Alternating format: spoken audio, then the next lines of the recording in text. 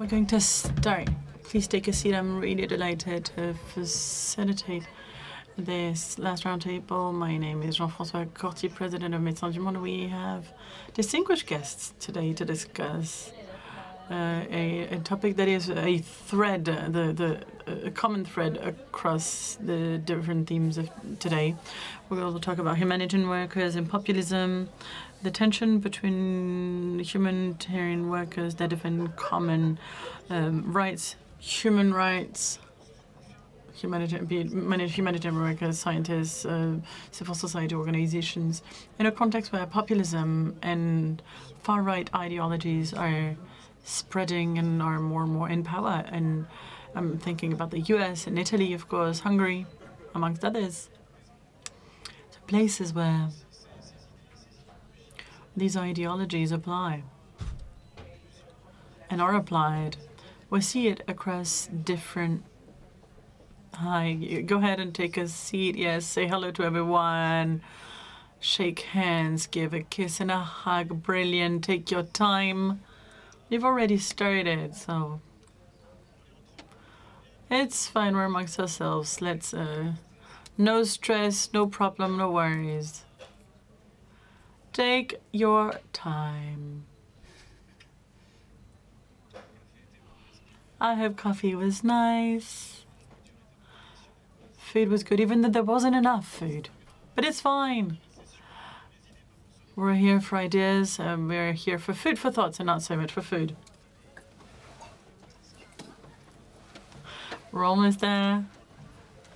So, humanitarian workers and populism, as you may have understood, this is going to be the common thread of this roundtable. We're going to see how to resist in this context where a lot of strategies are against organizations and intermediary players. We've seen USAID with the European fundings that are going to be declining in the practices in Italy, where we're seeing an attempt to limit operations of humanitarian workers, and I'm thinking about the Mediterranean rescue operations through different mechanisms. We see that there's a global organizations that are taking place with different strategies: financial, political, legal, judicial, operational actions to limit and restrict the work of the organizations. In a way, they're challenging different players, which in a democratic context have been active, and we can see that different far-right regimes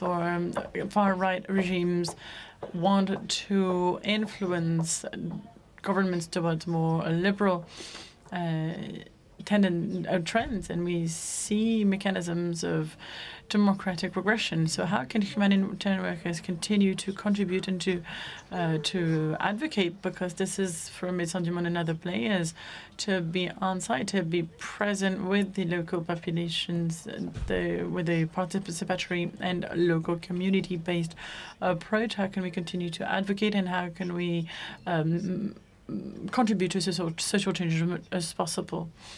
This is what we're going to be talking about, especially in the media and current political context that is hostile to a lot of our operations. And we can see that organizations are no longer perceived, like it was the case in the 1980s and 90s, as virtuous organizations on topics such as migration, reproductive and sexual rights. Our beneficiaries are often stigmatized, and the organizations that support them are also perceived as the issue.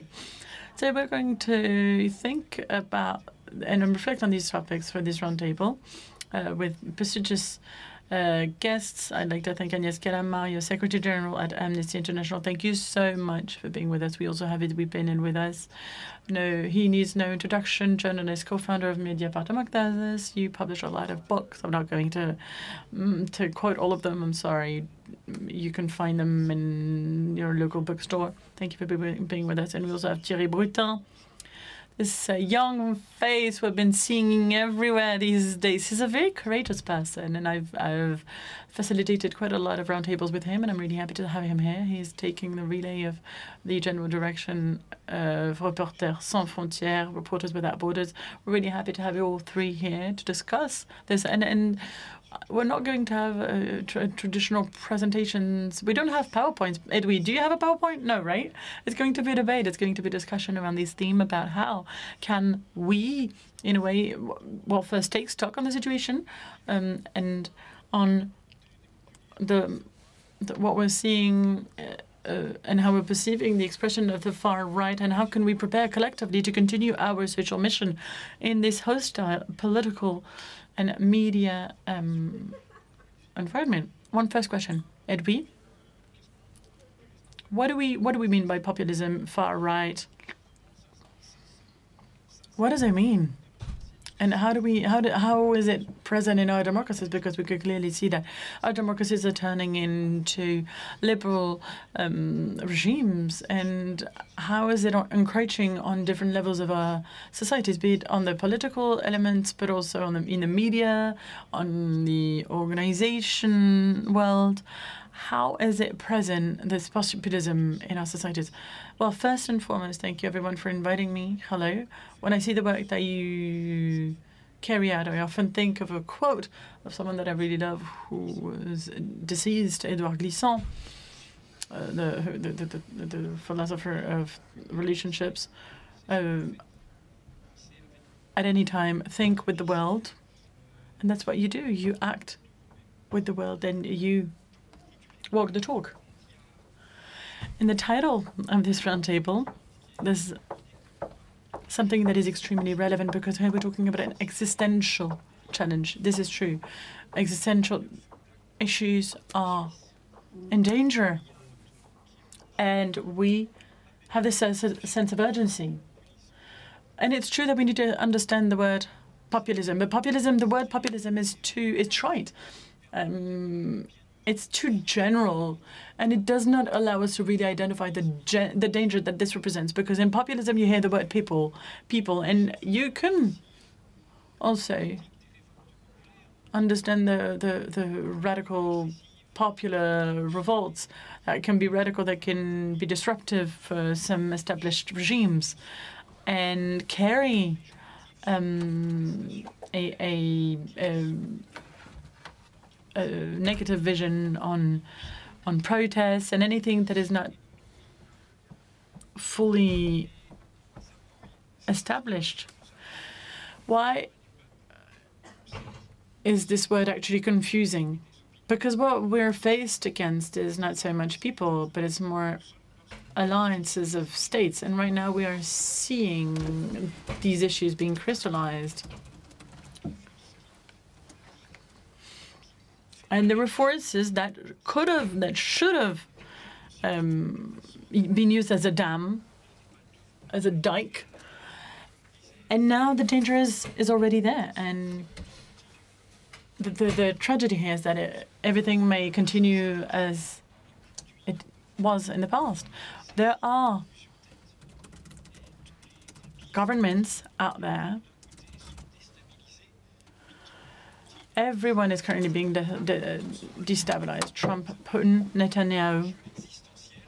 And the existential challenge comes from state powers that want to erase our protests after we discovered how its hubris, how its ego, how its desire for growth, for conquest has brought the world and humanity into a ditch. The two world war, the European Civil War, the crime against humanity, the genocide crimes that were qualified legally at that time have brought us, not in a perfect way, because we did not respect it in our behavior towards the peoples that we were colonizing, has brought us to believe and understand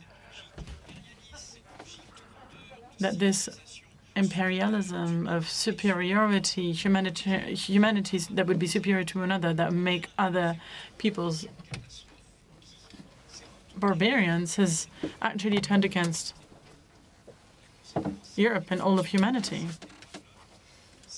The consequence is that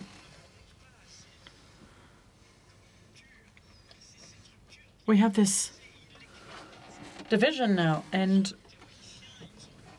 These far-right ideologists have books, they have philosophers. In 1948, what we understood is that we cannot believe and we cannot trust a state, a people, or a nation without a doubt. You need to be able to hold them accountable sometimes and remind a regime that a regime cannot protect you from everything. And every state that pretends to be civilized can also generate barbaric actions. Amnesty International, Médecins du Monde, and all the other NGOs that have been in charge of civil society advocacies, you are the descendants of this promise. The fact that there are players in our societies that we cannot trust and that we cannot blindly trust the states that should be powers superior to a nation, to a state, or to a people. You need to understand how this is a clear division. We are hearing the words that generated this chaos. And Arendt reminded us of it. These are words that were used by Hitler. What is good and what is fair for my people? My power, the fact that I'm violating democratic principle, is guided by what is good for my people. But there's no other principle other than what's good for my people. Yoa Ozani, true influence for Netanyahu, and Trump says the exact same thing in a book called The Virtues of Nationalism. And the preface was drafted by a far-right publicist from France. There's no other principle than what's good for my nation. And if you look at the referendum law on migration draft law proposed by the far right in France, is the same thing. It's above French law because in this case they believe that it should be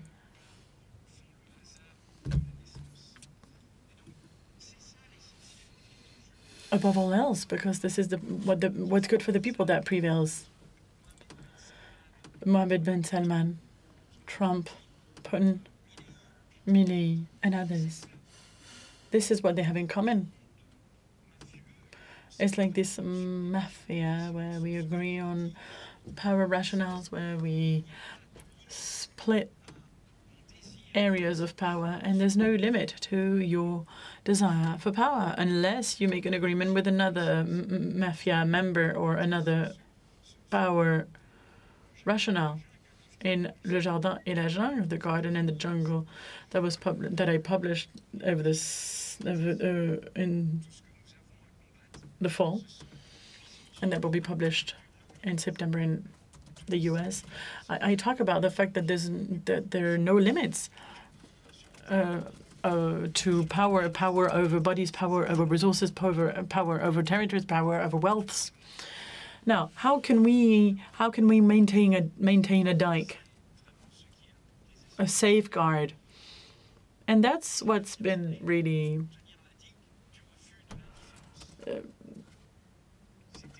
terrible these years, is to hold the dike of indifference. It's how can we... The people that are pretending to defend international rights, values for Ukraine tend to forget about them when it comes to Gaza.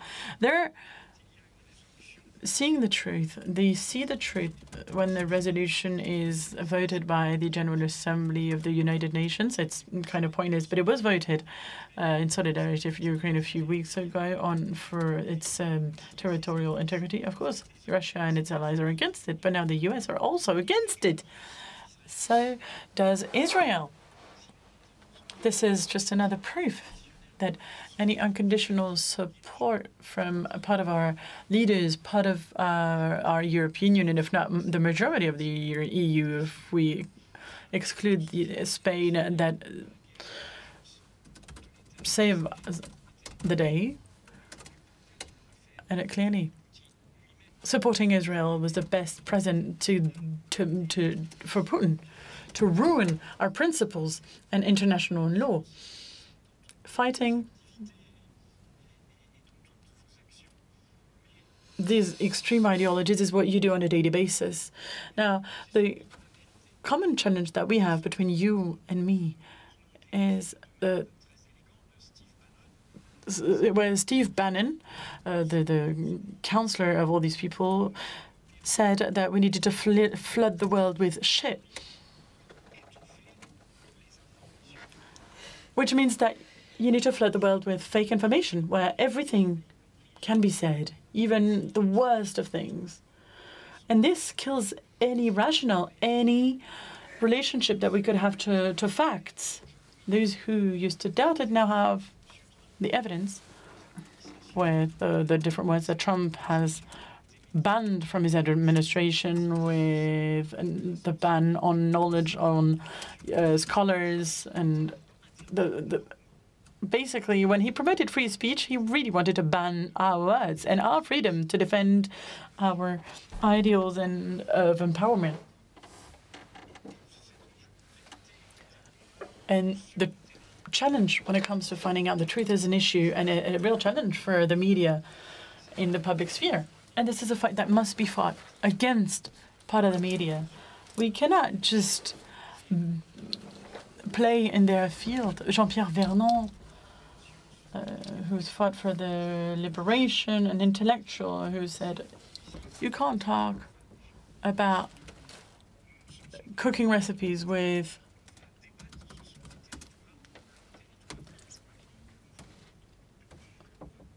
cannibalistic people. And I'll conclude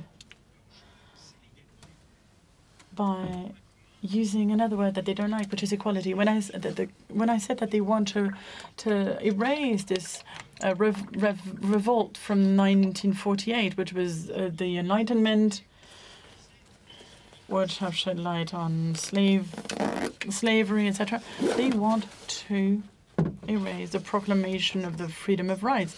The common points of the different faces of the far right that we see everywhere is hatred against equality.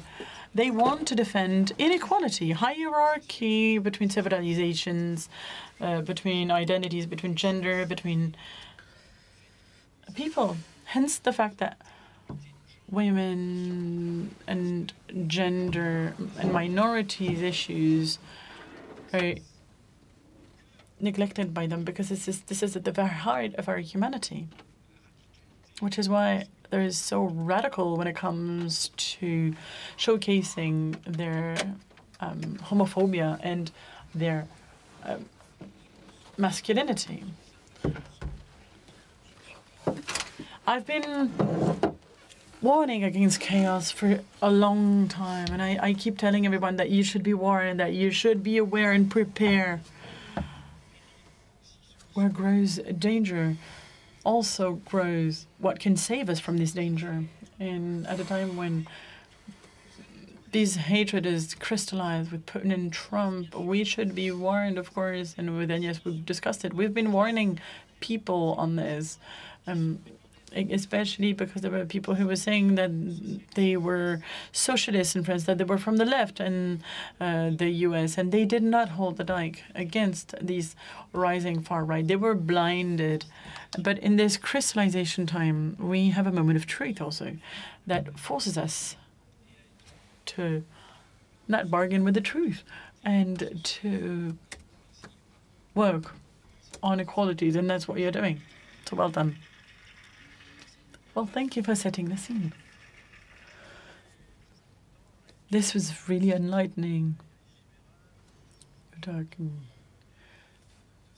You talked about the fight against equality, and there's the notion of supremacism that transpires across different policies that lead to violence against different minorities. And you mentioned, and this is a perfect segue, you've talked about humanitarian international rights offer a little bit of utopia in fights and in conflicts, but it's not just a utopia of idea, because there are texts, there are players that are trying to embody these values, and we see that these rules of humanity that we've tried to reinforce after the Second World War with against mass crimes, and that are being swept away by the people who were supposed to support them. And yes, I know that you're all very solicited, and because you're the president of Amnesty International, the humanitarian right is being attacked on a daily basis. Your organization works on similar themes to us. So how do you face these issues on a daily basis? How are you impacted? I know that the situation in Gaza is really important for you, and I know that you've published reports on Zelensky and it didn't go really well. So how are you facing this situation? Well, thank you very much for inviting me. It's a pleasure.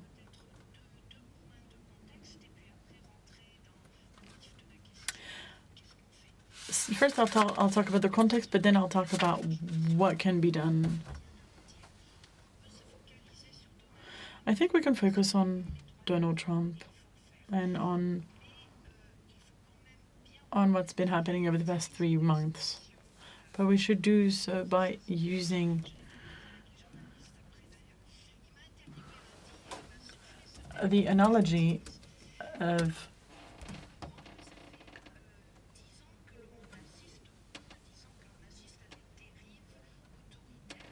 leveling the playfield. We have aging democracies. Donald Trump is using this populism, and we should attack Trump because he's accelerating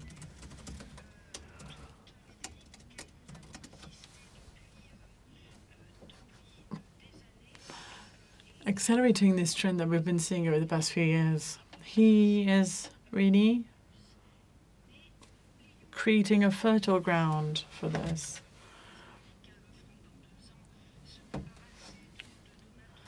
But in a few years, the Republicans could no longer be in power anymore, but the problem lies deeper, and it won't fix everything. And populism is an issue that is imposed upon us. What are the roots of this populism? For over 10 years, but probably beyond, and it dates back to the terrorist attacks on 9/11. But for years now, we've been seeing laws that should no longer exist. We're seeing attacks against the press. The press is under attack. Freedom of association, freedom of speech is under attack. And there are protests that are being repressed, and especially violently. We see people being detained without any legal proceeding. We see a dehumanization of different populations, including migrants. And in France, we hear about communitarism or Islamism, terrorism, and the state is therefore imposing these lawless zones. Pour nous, à Amnesty. So for us at Amnesty, we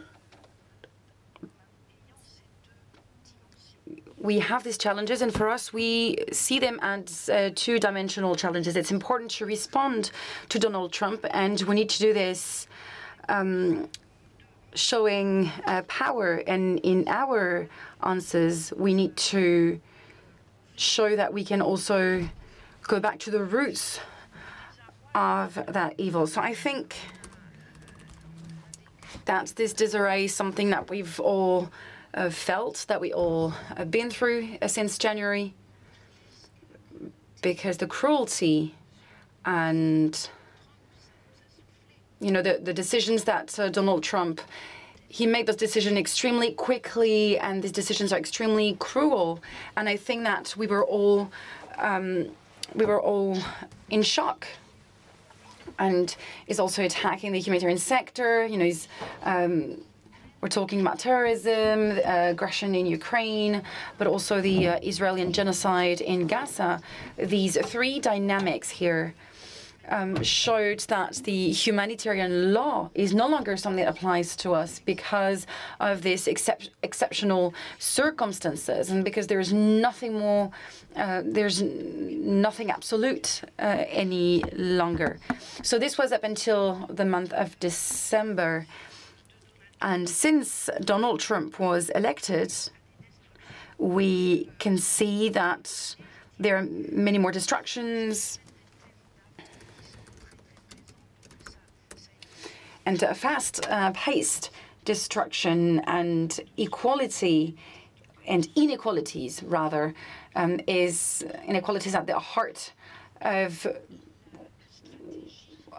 this project. So this strategy that we have at Amnesty is resisting. So we want to resist, we want to rebel, and we want to transform. And so I use these three words for a purpose, because we need to have a transformative vision. It might not be very French, what I'm saying, but it's important to have a vision of the future. Let's not make the past sacred. I mean, of course, we can make the Universal Declaration of Human Rights sacred, and maybe other texts that are extremely important, founding texts, but let's not make the 99 previous years sacred, because a lot of awful things happened, a lot of crimes happened, a lot of people did not benefit from that Universal Declaration of Human Rights. So let's not, you know, make it sacred what happened in the past 80 years. And let's keep in mind that it's important for us to build the future. We shall not just be here and protect the past. We also need to build the future.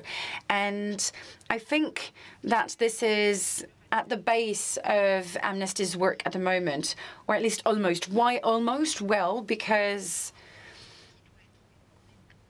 I think that laws need to be drafted. We also need to protect what was already acquired. I think we need to work on new technologies. We need to work on AI as well. We need to think of our past, you know, past crimes, for example. These are crimes that we don't take into consideration. How can we be held accountable for colonialism? How can we be held accountable for slavery, for example? You know, this shall be part of our reflection at Amnesty. Now, when it comes to taxes at the local level and the global level, you know, a lot of reflection is being done. I mean, the transformation of the Security Council, you know, we know the Security Council is of no use anymore. So this has to be transformed. What about the financial architecture that is extremely unequal and unfair? So this is important, you know, that we have a vision for the future. It's not because we're forced to resist, that we're forced to protect things that we acquired in the past, that we have to forget about what's ahead of us, and that we have to forget about the future. Now, when it comes to resistance, this is at national level, local level, international level. At Amnesty, at least, this is exactly how we see it, how we perceive it. For us, resistance, it's not about you know, having this resistant movement being centralized or steered by myself or by the Secretariat.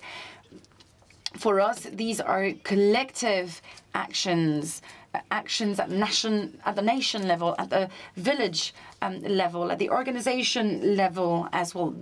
You know, actions that need to be implemented at every single level, at every layer of society. Each and every one of us.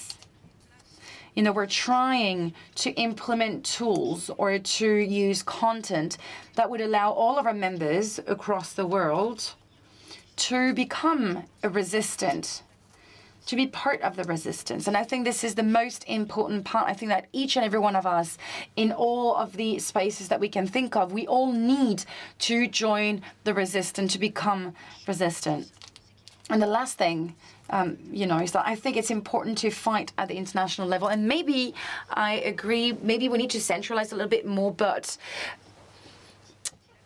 multilateral tools are being under attack. I mean, the UN, of course, this is not an ideal situation at the moment. We know that we need to reform the UN, that we might need to make some modifications, but we've got no plan B. We've got no other tools than these operational agencies or political agencies that we have at the moment. I mean, of course, we've got a tool for human rights, which is the Bureau for Human Rights in the UN. We want to protect it. We want to safeguard it. We want to give it more means. But at the moment, it is under attack. I'm thinking of WHO, for example. WHO is under attack, is facing a lot of difficulties. So I'm not saying this is perfect, but what are we going to do if it disappears? I mean, MDM is not going to be able to replace WHO. No, we never thought about this. Just to rest assured, we haven't thought about this, but maybe we can do a working group later on. No, but you know what I mean. I think resisting for Amnesty. It's about resisting at this level, resisting against the destruction that is being done at the level of international institution when it comes to international law as well. I'm thinking of the International Criminal Court as well. I mean, of course, it's not perfect. But we've had international warrant against Bruttin, against Netanyahu, against these judges. I mean, who could have imagined that this terrible person would ever be, in front of judges in The Hague? And I think this is an incredible moment, and we don't talk about this enough. I mean, I've worked a lot on the Philippines, and for the Philippine people, this is an extraordinary moment. This guy has assassinated millions of people. So we need to remain hopeful. We need to work at every single level, on every layer, even at the international level. Thank you for your attention. Thank you. Thank you, Agnès. We can hear how brave you are, and we can hear all of the messages that were conveyed by other legal workers, fighting to defend the international humanitarian law. We know that IHL wasn't always respected. It was often violated in Yemen, in Congo, and in other countries. And then, of course, we can see that Western countries are trying to get it enforced in the Ukraine, but they also don't really pay that much attention for what's happening in Gaza. And so, of course, this is a tool of domination nowadays rather than a justice tool. So let's not forget about the past, as you've said. This is very clear. Let's not stay in this sort of illusion as well of what we've lived in the past. Let's not erase it either. Let's keep on projecting ourselves in the future. Let's think about the future. And you said it as well, of course. We've had failures and we've had accomplishment. Thank you so much for your intervention. Thibaut, you are the managing director of Reporters Without Borders that we love. We've got your colleagues in the audience as well that we also love. And maybe, Thibaut, what you can tell us, we know that there is these crusade against the press, against organization associations, to crusade against researchers. And we know that this is not only something that we observe since Trump was elected. This is something that we've been observing for years now. So, what is your perspective? What is your take on things here? Well, this is really hard to talk after Edwy and Agnès. Well, I've tried. Agnès said we need to have a look at what these terrible people, these dickheads are doing. And I think these people are doing terrible things to the world. Of course, there's one word that I love, and populism is a word that I love. At the beginning, in the 20th century, this was a literary current. And it was saying that the reality of the people would be expressed through literature. And look at what this word has become. Look at how things have changed. I mean, I like populism. I wrote on Jean Vautrin, on Michel Audiard, that are figures, somehow, of populism. So I would love for us to be populist against people, facing people of that are saying that they're the voice of the people, you know. They're saying they have the right. Well, they're just sitting on TV sets. They're sitting in their throne, in their own castle. I mean, it's always easy to speak for people that have no voice. And so I think, you know, we're always reducing democracy to elections. I mean, of course, elections are at the heart of the democratic process. There is no doubt about this. But what is an election if there wasn't any public deliberations at first, you know, debates based on facts? I mean, what is the use of that if the rule of law is being trampled right after the elections? So it is important for us to, you know, keep this in mind and to focus on the real meaning of democracy. And we'll always tell you that things are complicated, but what's happening today, you know, is that we are at a tipping point. I mean, there's a long story, but the short story is very clear.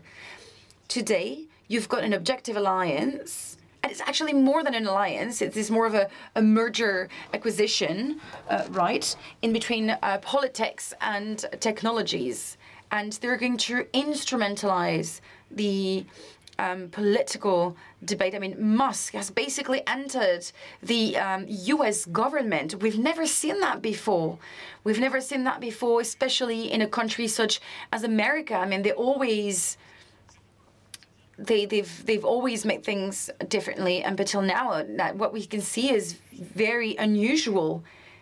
And, you know, people can be carried away.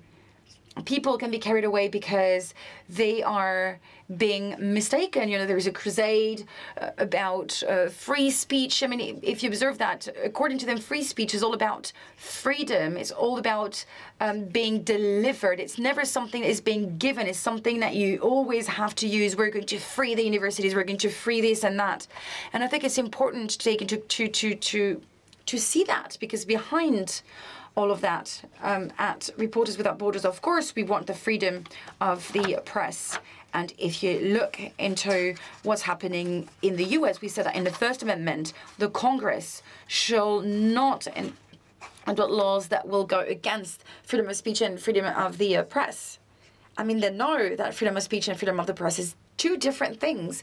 We're not talking about communicating your opinion orally or communicating your opinion in the written form. It's about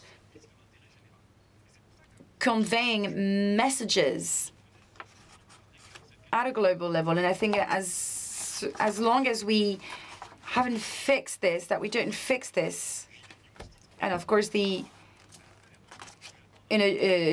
News, for example, is saying hooray to free speech, but this is not what we're talking about here. And so what I want to say is that, you know, if Donald Trump, who's 70 years old, is able to become a trendy and very cool person, a pop culture figure that, you know, Americans want to see as someone that is defenseless, well, I think that you, as humanitarian workers, you can be the figure and represent who and what you are fighting for rights. I think you're heroes in many ways, and I think it's important for people to hear you. We need to hear you more. We need to hear your voices. You know, when I discuss with people, I'm always struck by the fear of people. People fear not to be understood. People fear for their message not to be conveyed properly. And so, you know, the far right and this new alliance is just is feeding itself on our fears, on our concerns, and I think it's important to be present in the medias. We need to say things the way they need to be said. So we need to look into who we are and face who we are. We need to create a coalition. So men and women. And this is what we want to do at Reporters Without Borders. I mean, of course, we're not going to save the media world, considering where we're at today. But we can consider, you know, we can think about what we can build on the ruins of what we have today, something that will make sense. We need to listen to citizens. I mean, if you listen to a press manager, you know, a lot of the media it's always about why don't we like us, why don't we like us? But look at the survey, look at the Delacroix survey. People want to have a shorter cycle of information. They want to get facts. They want less opinions. And I think it's important to hear them. It's important to transform the way that we convey news and messages. It also goes through the law. You know, when it comes to TV, for example, people want to have the truth. I mean, you can adopt all of the laws that you want, enforce all of the laws that you want. But if we started by respecting the laws and principles that we already have, then, you know, we would not be here. And I think love is important as well. Humor is important as well. You know, for example, if people are so angry against the media, it's because there is frustration. And frustration is always generated by a disappointed love. And it means that at some point we've seen a documentary, we read an article that changed our perception of the world. And I think we need to conquer people back. We need to campaign. I mean, we're not doing politics, of course, but if we had to be a party, we would be the political party for the freedom of the press. And so any elections are won because people are taking a stand. And at some point, that I think this is our job as, you know, directors of NGOs. Thank you, Thibaut.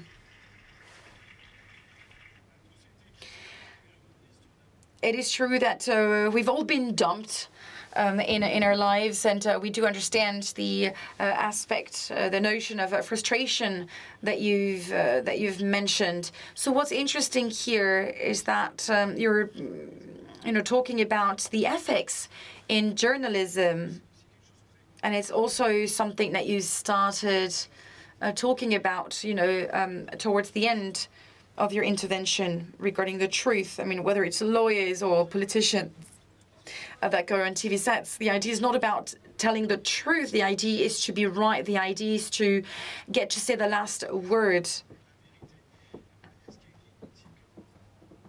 And so I don't know, is there is there some ethics to be followed in the media? I mean, you've been rating it essays, you've been confronting media, co-founder of Mediapart, sorry.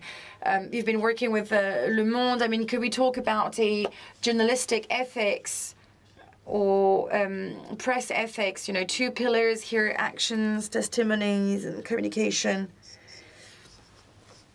How can we participate in these spaces, in these media spaces?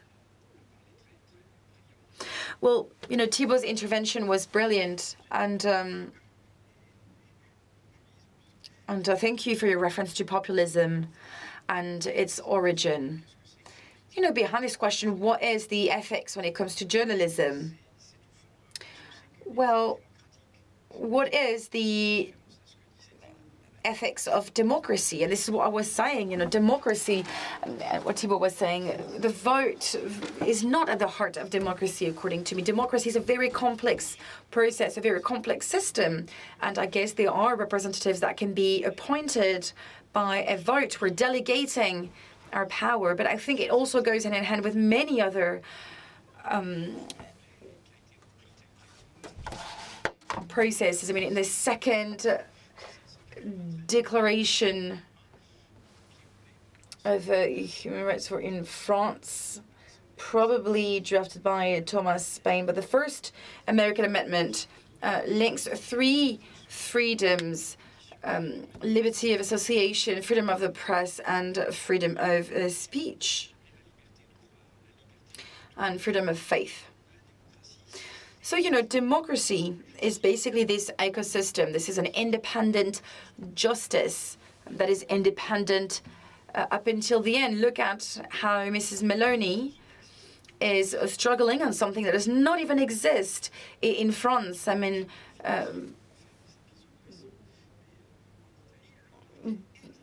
in Italy, the general attorney is independent, and sometimes the justice system is going against Meloni's opinion and Meloni's wishes, and so she wants to attack that. But, you know, conservative judges, conservative attorneys are protesting against Meloni's move. And so here, we're going back to everything that was put back into question in the past few years. So democracy, and, you know, in this, as I said, this very complex ecosystem, the responsibility of journalism, and it's not, you know, it's not about their employer, it's not about the state, this is about the people.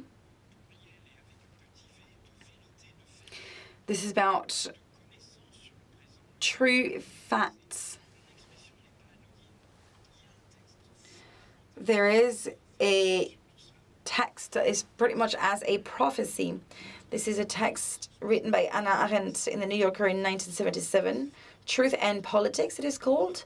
And she says, and I think, you know, with what happens today, what we see with this digital revolution here and the multiplication of opinions, she says that the human brain creates two types of truth. One is never going to be threatened. This is the reasoning truth. So some truth can be reasoned and other truth can be terrible. The Hutu power ideology, for example, is an opinion truth. All of the ideologies, you know, that led to crimes are opinion truth. And the human brain is going to create millions of them. And there are other truths that are more scarce regarding the present. They're more fragile. And this is the truth of facts. And it's for humanitarian workers, or journalists, or healthcare providers. She says opponents, the most dangerous opponents to the power before the political opponents, are the creators of these truth of facts, those showing that a genocide is underway, those that are doing an investigation about corruption, those are the most dangerous opponents. And so here the debate on opinions has no sense, does not make any sense in democracy if we haven't created an ecosystem in which we have truth of facts. Otherwise, it's just my opinion against yours. You know, this is what we have in all of the talk shows that we can see nowadays. So this is my belief against yours, my community against you. So this is basically a war of everyone against everyone. And so this is what we're talking about, this multiplication of opinion because of that digital revolution. Because the Trojan horse is there and it destroys what we have. Vote. Mais la légitimité du vote seulement. Puis people are legitimate to vote, but also people think that because they're elected, they basically have the right to do everything. And so here, this is what we call absolutism. And, you know, this is authoritarian power. And we are right in the middle of the destruction of the truth. And it's really important for us to understand that, because this is the fight that we are fighting at the moment. And Thibaut has said that, I mean, Reporters Without Borders, and I think that MDM would say the same thing. We're not doing politics, right? We're not. But I really want still to mention something, maybe not politics as in supporting one party or the other. But, you know, we are in the front line. And I think that this is a worrying moment in which people are mobilizing, in which we have to take a stand more than ever. When journalism, investigation journalism, when humanitarian workers, you know, there was a consensus. We were carried by everyone, but we are fighting for ideologies. We're in the first line here, so we are at a time during which we need to be there. We need to take a stand. I mean, I'm from a generation that has lived the era where we were just being supported, and maybe it was a bit too comfortable for all of us. Maybe we're a bit too reassured, we're not worried enough, who knows. But today, and this is what I truly believe in, the youth, you know, being young, you don't have to be young to be young. And, you know, look at Bernie Sanders. And so here, when I'm saying that it's important to resist, it's important to rebel. And here, this is a moment of truth as well in all of our cultures. But make America great again. You know, this is the far right that was taken back in Madrid, Make Europe Great Again, mega.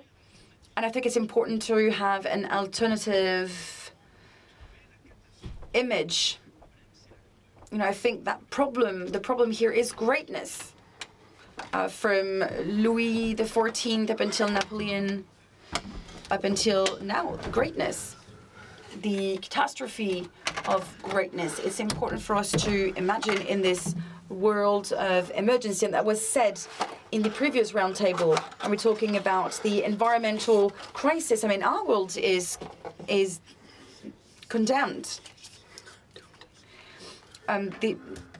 They're not thinking of the common interest, you know, humanity, the living, what we're part of, is in danger. You know, the clock is ticking. And this is why people want to go on Mars.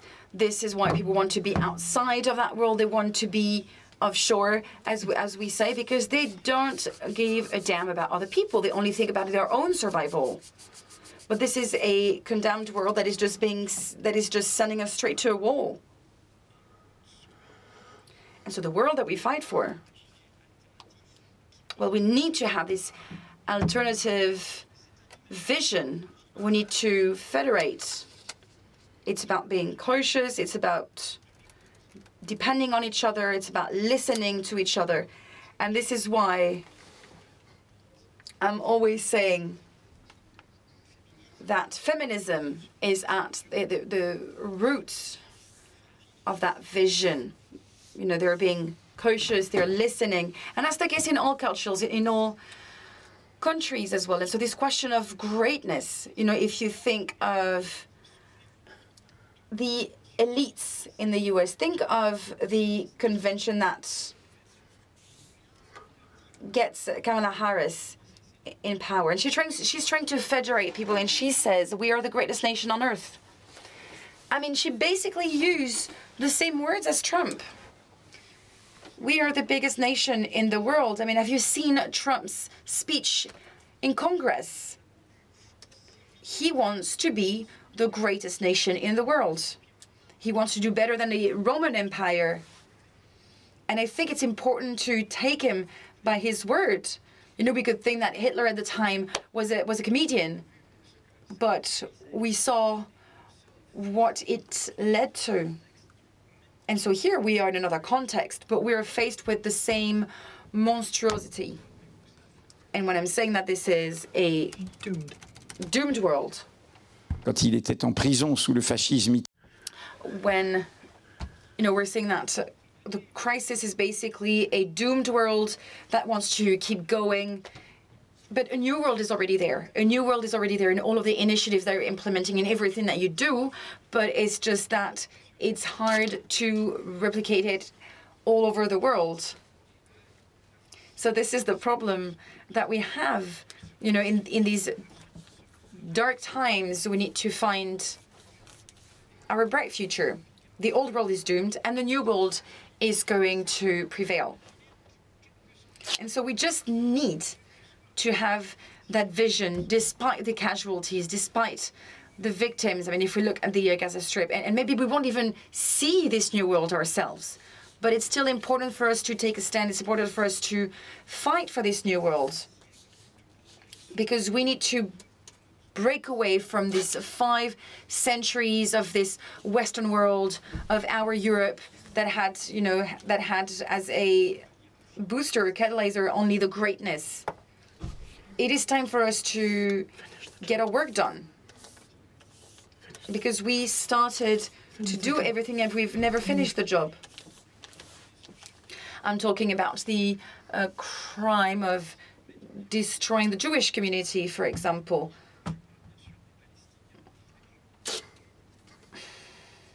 So the job's not finished. I mean, of course, we've had a promise in 1948. Look at the colonial wars, the 8th of May 1945. And you can even go see Fanon, which is in the movie theater at the moment. It just was released. I mean, this is our responsibility. And what a better moment than this one, because we're faced with all of our difficulties. Thank you, Edwy. Et pour aller dans le sens...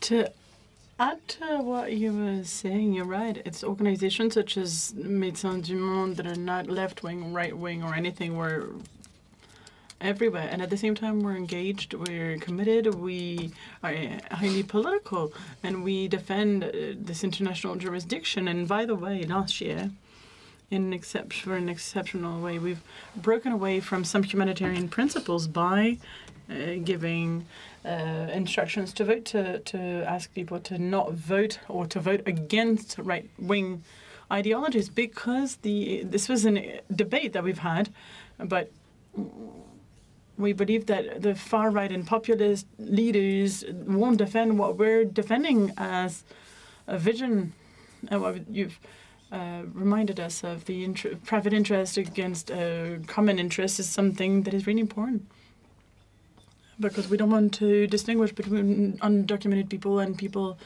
who have their documents, and that wouldn't be against this, against our values.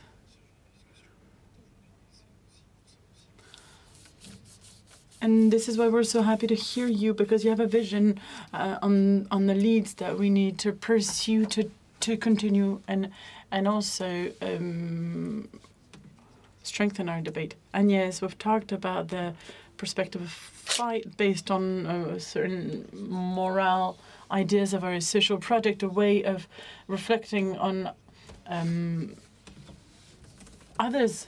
How do you think that your organization is going to be working in the future? How can we make alliances between humanitarian organizations? I know that you're working on human rights more, but what are you planning on working on in the coming month to finish the job, as Edwy was saying?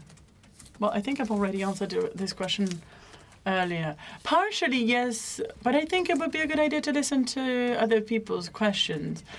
We will in a minute. I think I've answered it already, and I said it already very clearly. Resistance is everyone's business. It's everyone's responsibility. Each and every one of us in this room, each member individually, we must be able to resist within our family, within our community, within our job. We must learn how to resist, because everything that we're witnessing has gone deep into our societies. So it's not just work in a media campaign that's going to end it. We must understand that this is something that is deeply now, that has deep stems, deep roots into our societies. So this is something that we need to work on individually. What is the responsibility of organizations now?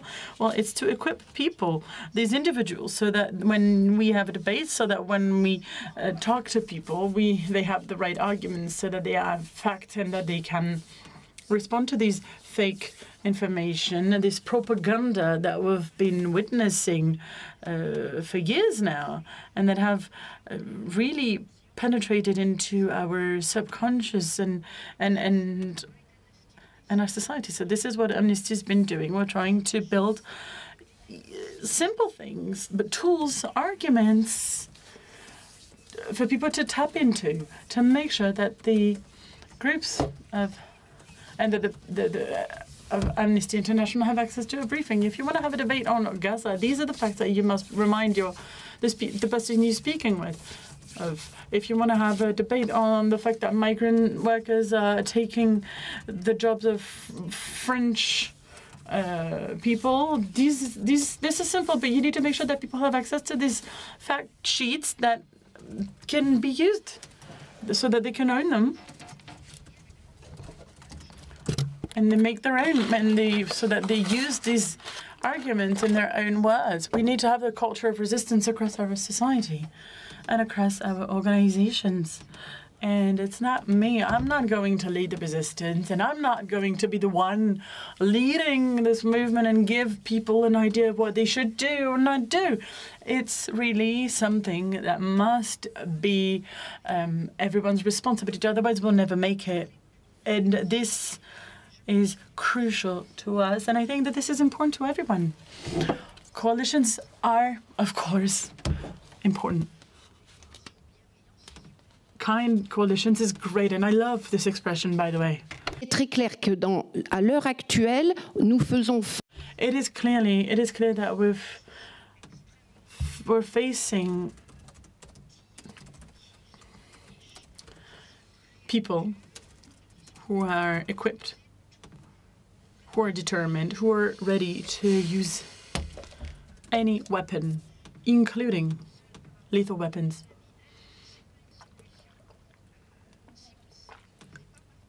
So there is clear power imbalance, and if you weren't part of an organization, and I'm sure that everyone does it here, but the piece of advice that I give to every young person I meet is create groups.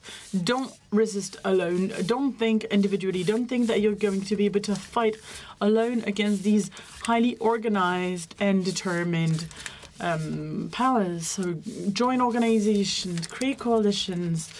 At Amnesty, we work with a lot of different players, and we do so in a very tactical way.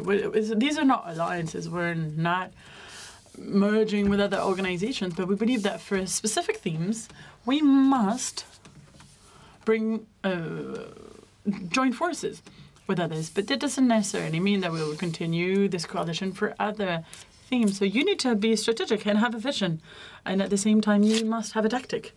We're not going to start creating super heavy structures when, on the contrary, we need to be agile to be able to respond to what's happening in the world. So what are the themes that we're working on in order to create this language that will allow our members to respond and to resist? Well, they're the themes that we've mentioned already. Equality of rights, equality for women, attacks against migrants.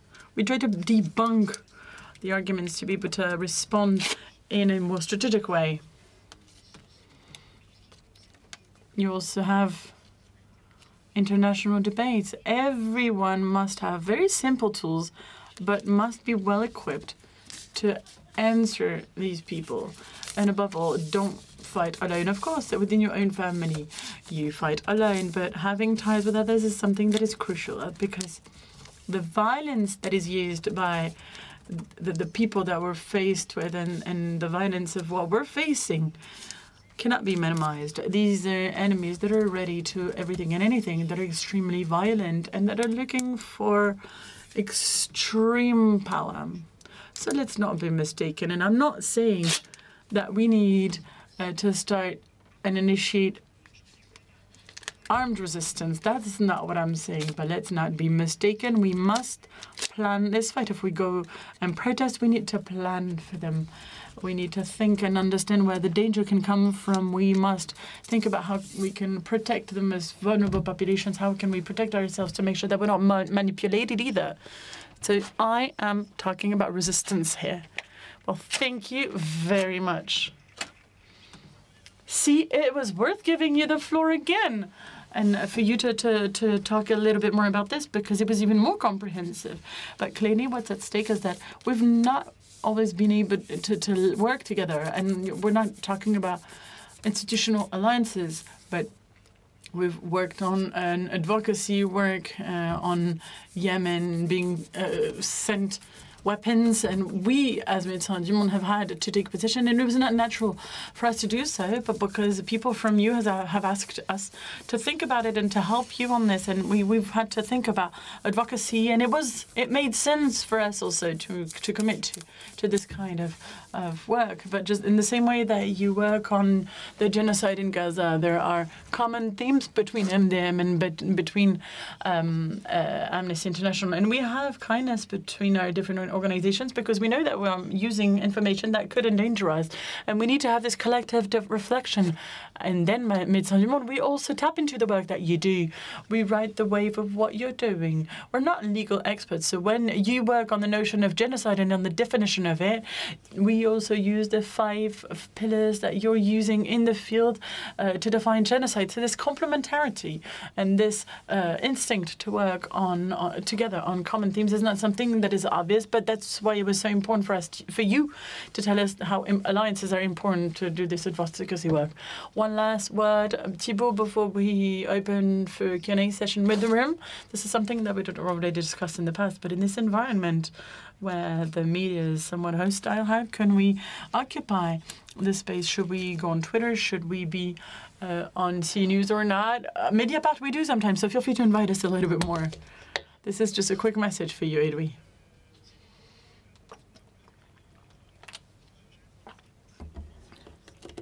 Well, what's really important is that you must aspire to centrality. People think, oh, well, we can rebuild something in our little space, but we should transform and modify the world. I'm fine with people leaving X. We at Reporters Without Borders left X, but we didn't have many followers and it didn't change much. But I see a lot of videos out there. There's actually a deep fake video of me on Blue Sky that was made by Russian trolls. So be careful. The goal is not to create your own safe place when at the end of the day, we have rights on our side. And I do believe that people are on our side. And I think it's a strategic mistake to position ourselves as a minority. I think we must aspire to centrality. I will say it over and over again. Yes, we must resist. And I believe that as a journalist, we must resist against preconceived ideas. And there are a lot of publications that are really fascinating that correspond to your ideas. But let's be demanding. We don't want independent media. We want media. We want independence in the media. Otherwise, people are going to marginalize us and are going to silence us. A lot of people from X said, well, great, leave. That's all they want. Also, I think that we have this responsibility to be efficient, and we should be honest. The NGO sector, including human rights NGOs, hasn't managed to counter the attacks against them. There's a form of criticism that is heard in the population against NGOs, saying that they're just very vocal, trying to defend ridiculous causes. And this is something that we must counter. And that's absolutely essential. But for that, we need to show that we're efficient. And we need to show that democracies and organizations allow us to succeed. It's not just about protesting. It's about changing the law. It's about enforcing the law. I don't go to protest against Bolloré. I don't care about that. What I want is for him to go to court. I want him to. I want to make sure that there's an efficient regulation of the audio and media environment in France, and I think that efficiency should be cherished. That's the only thing we should do. We have limited resources and limited time, and we need to focus on that, on showcasing our efficiency. And our freedom is our strength. When you're in an organization, you shouldn't have too many contradictions. You should also accept our freedom, because we have a mandate that is clear in our bylaws most of the time, and we need to accept that sometimes we need to be excessive. We need to be radical. We must own it. We must accept it, especially at a time when we will be the target of caricatures. I worked for 10 years with my best friend. He died in June, and his whole life he spent saying, you need to be nuanced. You should never go to this kind of protest. You shouldn't be perceived like this. At the end of the day, he was next to Sandrine Rousseau on the cover of Valeurs Actuelles, and they said that he was woke. So nuance is not for us. We need to understand that we are in a crazy world, and our responsibility now is to be efficient and to be clear, to be understandable. And I think that that's how we'll win. Thank you. Thank you, Thibaut. Thank you to three speakers. We have 15 minutes for the Q&A session, and I know it's not easy to ask questions, especially because this is a tough act to follow. It was a fascinating debate. We have a few roving mics on the top left over there, left corner over there. First, hello, and I'd like to thank you. This was a highly inspiring debate. I'm just starting in this sector, and I'd like to thank you for everything.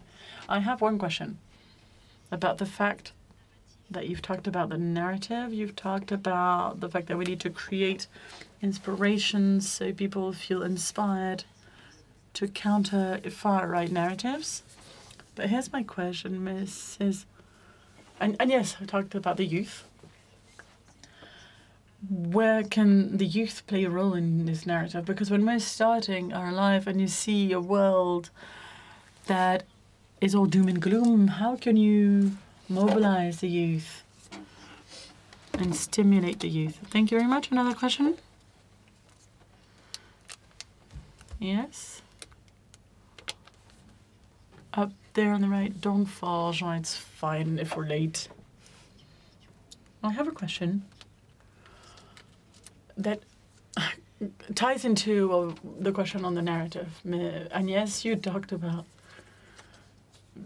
the necessity to use facts to defend and to argument, but sometimes, and most of the time, actually, we're missing the facts. And you talked about fact sheets, having fact sheets.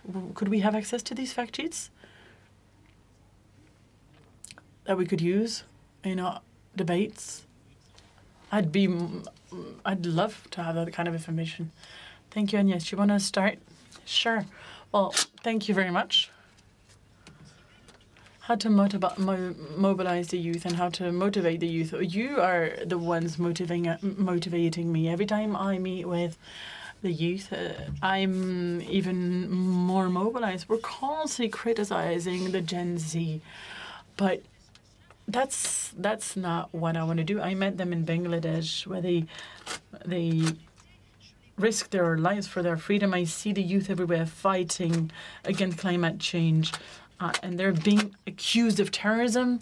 They're against Palestinians.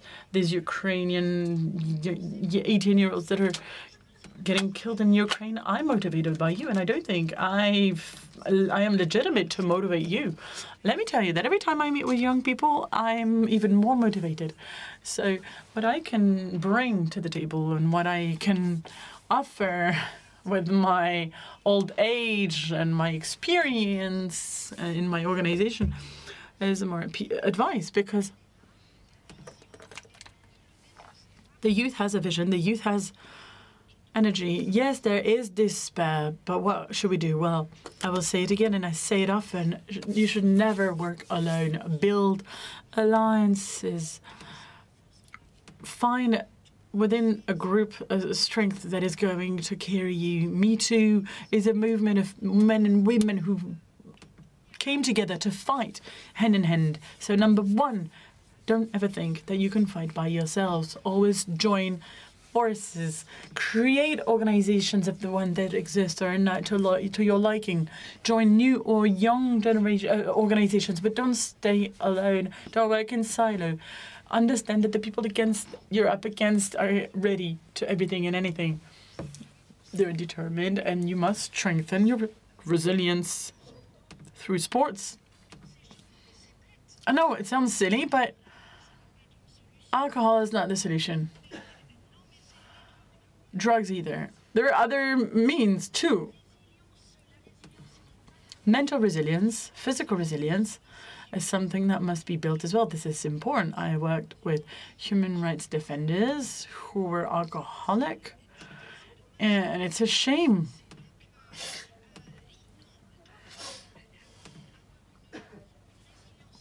Having physical and mental resilience, not think that you're superhuman or superhero, is important. Have access to therapy when you're too depressed.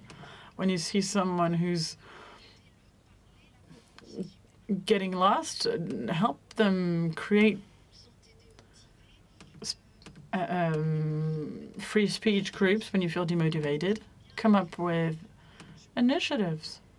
I think that the European Court is great. We work a lot on the legal sphere, but direct action, protests, being together, protesting for a cause that is dear to you, being vocal, making your voices heard, being digital defenders as well. Use this space where communication on rights is important. We're 30 to 40 times less generous in that space. So what should we do? Well, I think we should flood it even more. We're not present enough. Or at least that is what Amnesty International has been noticing in the digital sphere, which is a space where the public opinion is created. We're not present enough online. There are 30 to 40 times more anti-rights speeches online than our positions, than our facts. So be resistant, online resistance. Learn how to respond to people. Use this space. There's a lot happening. There is a lot that can be done. And you have a lot more imagination than I do. So you are the sources of motivation. And of course, you can have access to the Amnesty's fact sheets. And I will say it again. Amnesty, when we published the report on the genocide in Gaza, we started thinking about this report in January 2024. It took us a lot of time to come up with a legal facts, to find all the facts. It was a 300-page report. There were 500 and was proofread by a lot of people. This is the almost public work that we do. But behind that, behind the scenes, the work that we do is awareness raising. We educate people. We published this report in December. Between September and December, we've educated the different departments, sections of Amnesty. We have 70 of them. We've organized webinars in different languages. And we've answered the different questions of our members. We have 10 million members. And at the International Secretariat, we all have teams who only do research work, but we also do education so that the sections of Amnesty can fight. When I publish the report, it's then the French colleagues in France that are going to talk to the media in Germany and then in Brazil. All of these people are trained in order to answer and respond to any attack. This education work is crucial. And you can have access to it. Come and talk to our colleagues, and we will find a way to make sure that you have access to our fact sheets and arguments that we develop. And I'd like to add one thing. You are right. We have also lost some debates. So we need to understand why, and why some people are attracted by these simple answers offered by the populists. I know that you don't like this word, Edwy, I'm sorry, but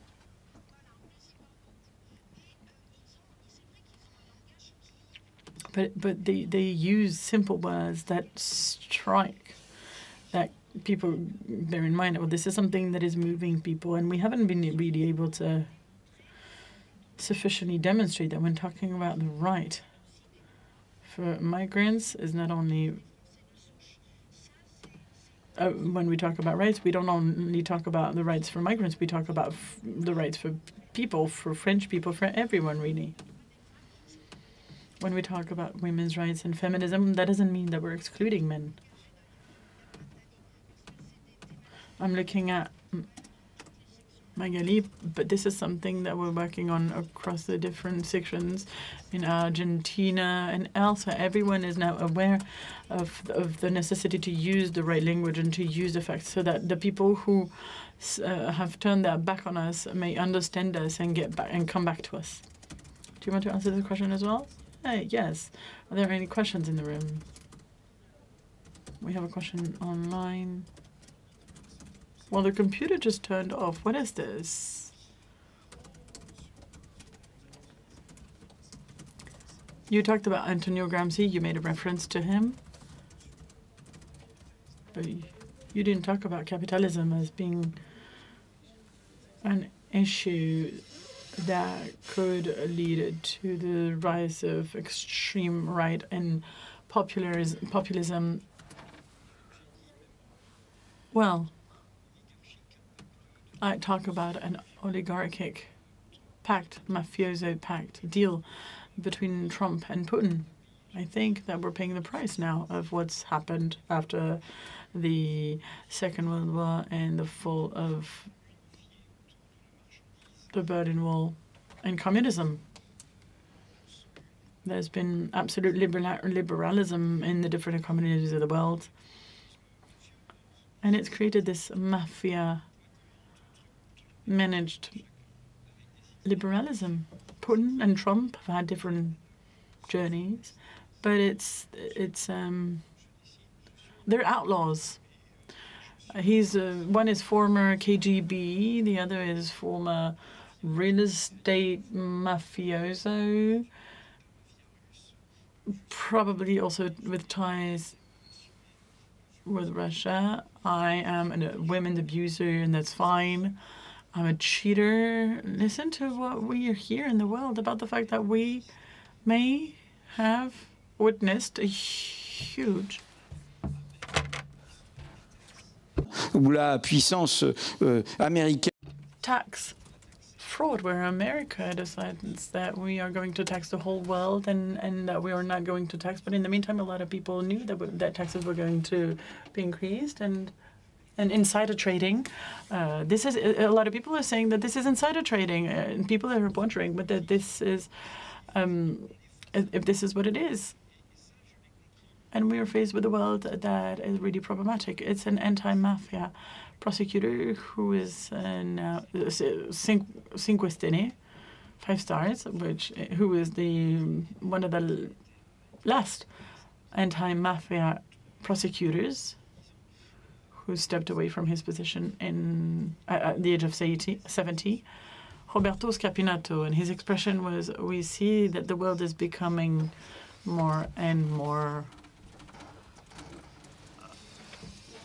infused with mafia-like practices." And we're going back to capitalism that is claiming that there's no regulation, no law, no limit. Why are the people in the Silicon Valley? We're wondering, why did they, 10 years ago, were they saying that they were inclusive Democrats against discrimination? And now, 10 years later, here they are running after Trump. Why? Well, quite simply because in the US, and Thibaut was mentioned earlier, but there was a debate, especially in the Democratic camp. Their power was too big compared to the power of the state. And Commissaire Thierry Bruttin, who's not in the European Commission now, which is a shame because he's the only one who was actually attacking these platforms. And in the same way, in the US, in the amongst the Democrats, there was the necessity to limit trust and to have antitrust policies to stop this dominance. And they knew that this was looming. And so they are simply heading towards a person who's going to tell them, you can do everything and anything you want.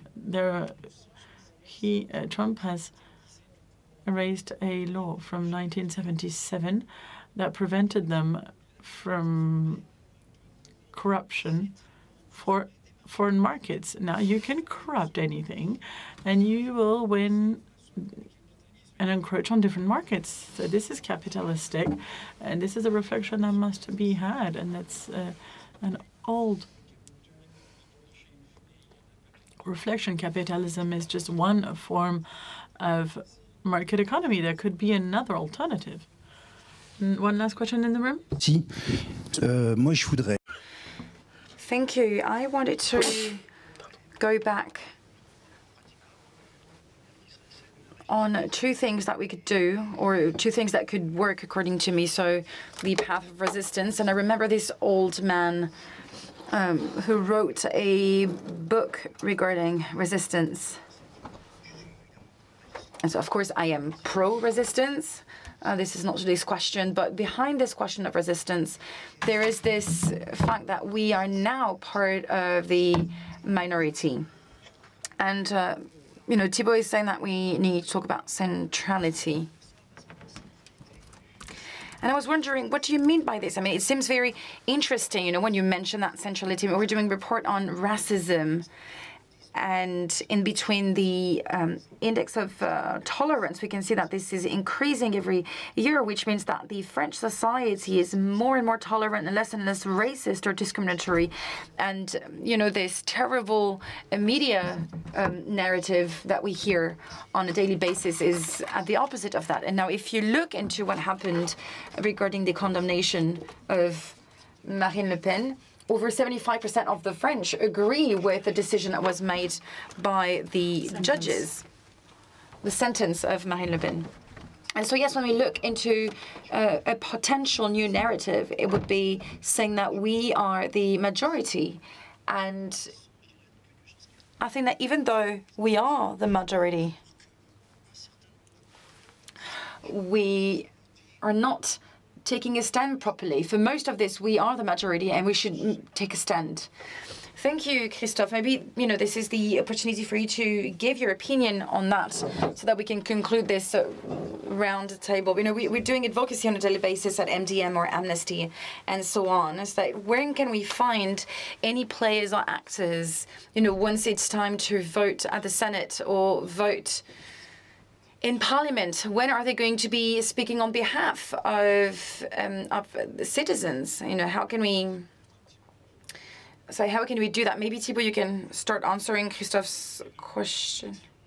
Well, I don't want to contradict Agnès, because I don't think that we are, you know, contradicting each other. I don't think there is a contradiction. It means that we can be part of the resistance and be part of the majority. And this is why I have a lot of admiration for the work of Amnesty, because they always reach out to people. And, you know, RSF, I think they're always about meeting citizens.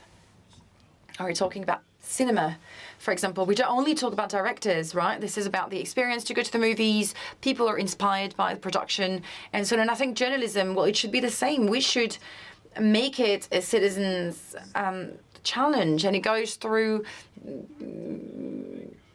resisting. This goes through being close to citizens, and I think it's important to listen to what citizens have to say. They all have griefs.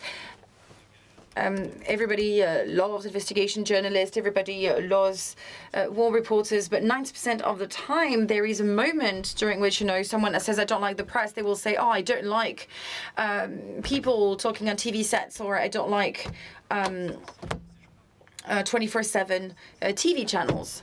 And that's perfect, because this is exactly what we're fighting for. We're fighting for people to think out of the box. We're fighting for, you know, taking people outside of beaten path.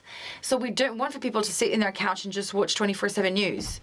So I do think that this is what we need to go and look for. We need to find that agreement. And I think this agreement is much more frequent than what we think it is. But I'll stop there. Agnès. I fully agree with you. And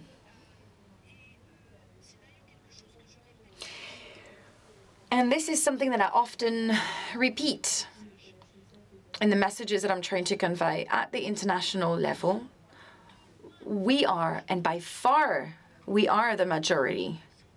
When we see how the General Assembly of the UN, how they vote on the Ukraine, how they vote on the Gaza Strip, how they vote on taxes, how they vote on, you know, most of the resolution at the Human Rights Council are adopted. We are the majority, and most of the time we are the majority by far, especially on Gaza. This is quite incredible. So why? Why are we stuck? Why are we not going faster? Well, because even though there are more of us, we are faced with extremely powerful players. And this is where it's getting tough for us. And it's not because there is a majority of us that we also have the majority when it comes to power. Let's take a very French example. I mean, I wasn't in France at the time, but back in June, you know, the elections led to a certain result.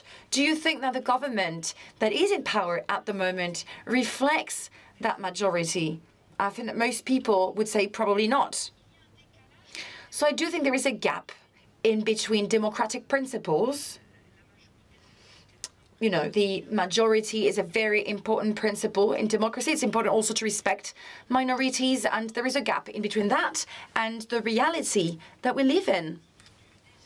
You know, there are individuals, there are governments, there are states that are so powerful that being majority is not enough. But it is important, though, because it gives us hope. It gives us some sort of a momentum to be able to respond to them. And it is scary. And this is why all means are being used to try and muzzle the people. So, you know, this is what I want to insist on. I think that within this majority, we can also be extremely vulnerable and extremely fragile. So it is important to understand that we are faced with economic powers that are extremely powerful and that are able to centralize. You know, if we look into the media example, they're able to corrupt. And, you know, on the 20th of January, you see Donald Trump and the biggest U.S. companies, you know, and this image just is worth more than 1,000 words. You've got new capitalism that is carried out by AI, by new technologies, you know, with the armament industry. And you've got the most powerful voices. And this is what we're faced with at the moment. And this is also why it is very important for us to be clear. We need to be clear when it comes to the dangers that we're faced with. So we need to avoid that danger, and we need to resist. Edwy? Yes, and you know, our discussions are leading us to this tension here. We're talking about centrality and resistance, and I fully agree with your observation. I mean, this is exactly also part of my story. You know, with the success of Mediapart, you know, the journalistic role of Mediapart, and you know, as much as me, that the last trials that we've had for Sarkozy or for Le Pen. I mean, of course, other cases would not have become these affairs without the revelations that were made by Mediapart. And of course, to me, digital can be a reality. You know, we've done we've created some tools and some content, such as documentary and Sarkozy when it comes to Gaddafi, for example. And so, yes, they are information that only are waiting to be gathered and used.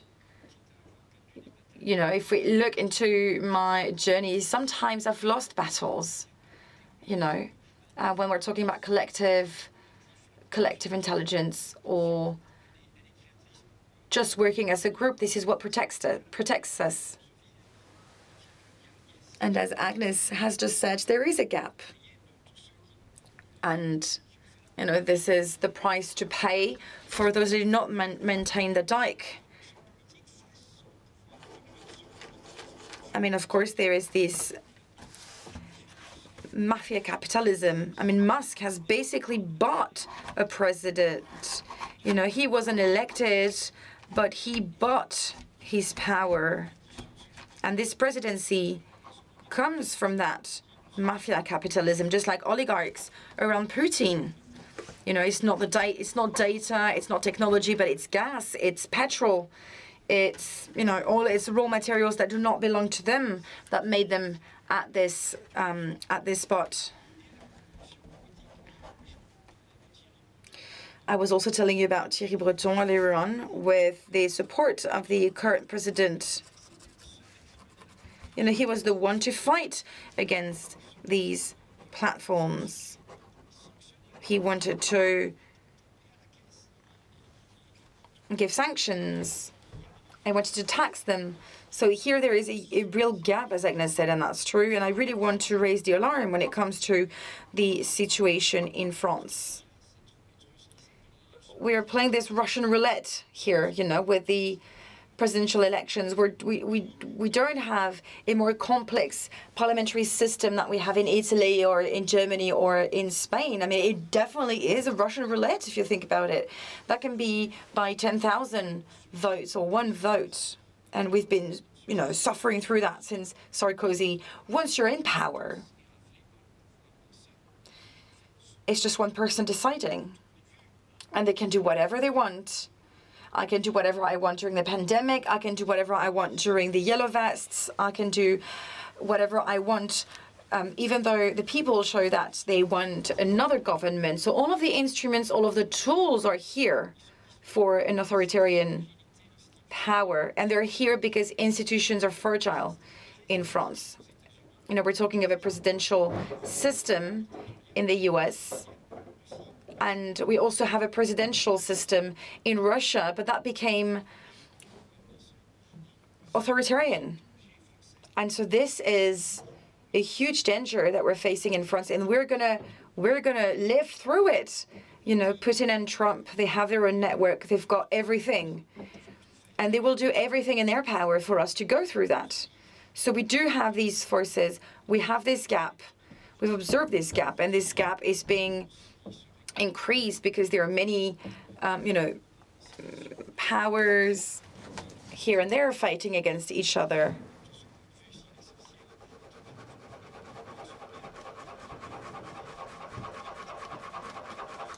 I mean, look at Dominique de Villepin, for example, regarding international questions. A lot of people that are not part of his party can actually relate to his words. And so this is why it's dangerous. I mean, you know the story of Nazism, you know the story of fascism. There are moments of crystallization like this. We think that we are strong, we think that we have coalition, we're trying to reassure ourselves. But at some point there is a tipping point and it's too late. Agnès or someone else talked about midterms in the US, but we're not there yet. Everything is done to brutalize, everything is done to create what's happening. Those that were surprised in the 20th of January, I mean, the entire project for 2025 was written. Everything was written down. It was said multiple times that they would go much faster than before. They wanted to do things differently. They wanted to have a fast-paced mandate, and this is exactly what's happening. And so here, you know, there is a tension. This is what I call the dialectic of hope and concerns. There is hope, it's there, but, you know, concerns are bigger. Thank you so much. I think we can give them a round of applause. As Thibaut would say, let's be populist. Showing solidarity. Thank you so much for your interventions, and thank you so much for all of you, you know, for attending and for being here with us today.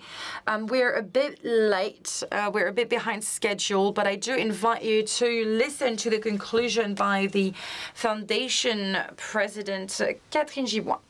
Well, I like the idea of wrapping things up after this roundtable. Quite comforting, I have to say. I mean, the roundtable was comforting, so thank you.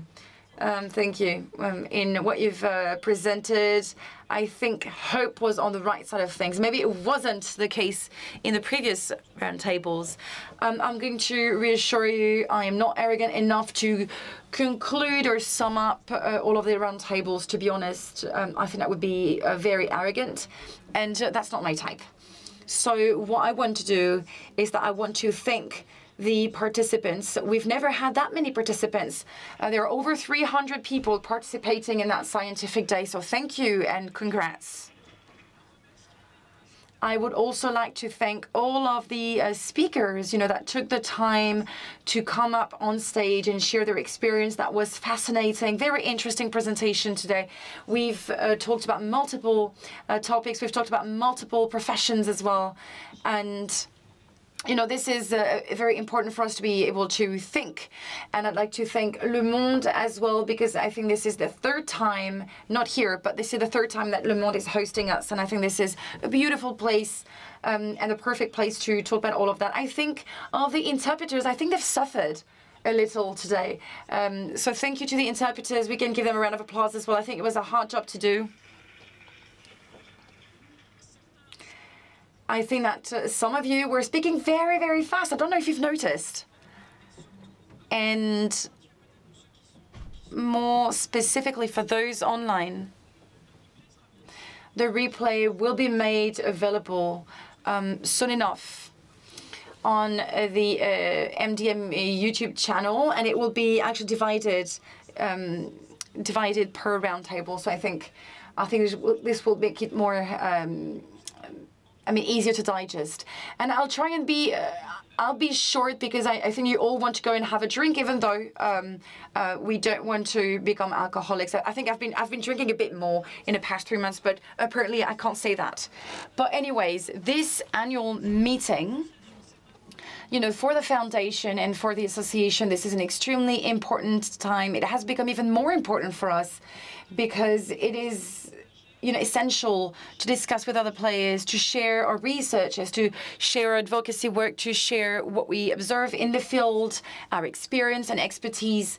I mean, of course, in the context that we're in, we've described it today, it is a very stressful moment in time. This is difficult context. Of course, this discussion space, you know, feeds what was said in this last roundtable. It's about resisting, it's about working together. And I hope that this will help us build this vision. And I like the words of Agnès Callamard, you know, this alternative vision, sorry. I wrote it somewhere, but I forgot. So, interdependence and fragility, I think it was. So in the context in which we're all under shock, and I think we should do more. We should do more. Maybe we should do things a bit differently, but we should do more. And I think it is essential for us to keep on thinking about what's ahead of us, because we're all in shock because of the political environment that we have to evolve in at the moment. But the Foundation is extremely proud for participating in that event, and we really want to keep on working together and, you know, have a nice cocktail. Enjoy.